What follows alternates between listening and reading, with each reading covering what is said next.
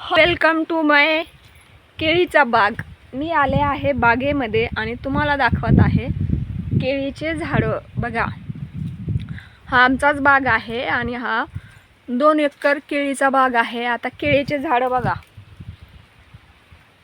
याला साधारण वर्ष दीड वर्ष लागतं मैत्रिणींनो। केळीचं झाड रोपापासून झाड बनायला, वृक्ष बनायला। त्यानंतर हे बघा, असे कमळ निघतात। खाली ठेवून दाखवते, असं कमळ बाहेर पडतं। या कमळातून मग अशा छोट्या छोट्या फण्या बाहेर निघतात। हे बघा, दाखवते मी तुम्हाला याच्यामध्येच। हे बघा, आणि ह्या फण्याद्वारे अशी केळीचे घरं तयार होतात।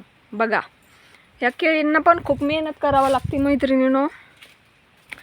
आता ह्या केळीला जेव्हा लावलं जातं ना, तेव्हा खत वगैरे टाकलं जातं म्हणा।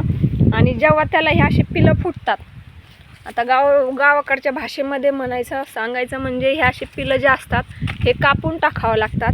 आता पिलं म्हणजे काय, हे पण एक केळीचंच रोप आहे।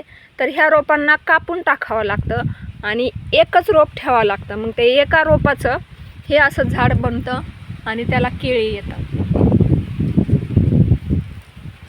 बघा, आता हे केळी आणखी काढायला आलेला नाही। हा बाग जेव्हा तुटायला येईल तेव्हा पण मी व्हिडिओ काढेन, तेव्हा पण मी तुम्हाला ब्लॉकमधून दाखवून। बघा किती छान केळं आहेत,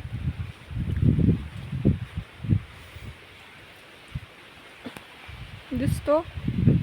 आणि हे असं जे फांद्या आहेत ना ह्या वाळल्याला, ह्या पण काढून टाकावं लागतात मैत्रिणी, अशा छाटावा लागतात। हे खाली ज्या पडलेल्या आहेत ना, या दिसत आहेत ब्लॉकमध्ये, ते काढून टाकल्यावर ते काय होतं, या केळींना ते पानं घासत नाही। आणि पानं जर घासले तर हे बघा, हे असे जे डाग आहेत हे पडतात केळीला। ते जर पानं छाटले नाही तर वारंवार केळीकडे लक्ष द्यावं लागतं। आणि ते झाड वाऱ्यानं पडू नाही। वारं वावदन जेव्हा येतं, पावसाळ्याचे दिवस सुरू होतात, तेव्हा केळीला खूप भीती असते हवेची।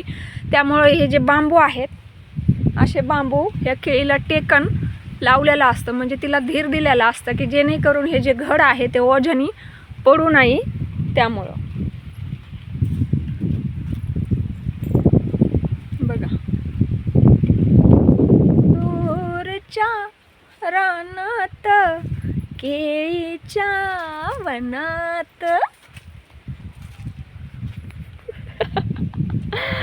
बघा मैत्रिणींनो, आता हा बाग तुटून गेल्यानंतर हे केळीचं पूर्ण झाडं काढून टाकता येतील। याचं खत केलं जातं आणि नवीन बियाणं सांगितलेलं आहे आम्ही केळीचं रोप, ते पण लावतात कसे, आणतात कसे, हे पण मी तुमच्याशी शेअर करेन। माझा हा ब्लॉग तुम्हाला कसा वाटला ते कमेंट करून नक्की सांगा। लाईक करा आणि शेअर करा। कमेंट नाही केलं तरी पण चालेल मैत्रिणींनो, पण लाईक आणि शेअर करायला विसरायचं नाही। तोपर्यंत हसत राहा आणि गंगी किचन किंग हिचे ब्लॉग बघत राहा। बघा कशा लाईनीमध्ये झाडं दिसत आहेत।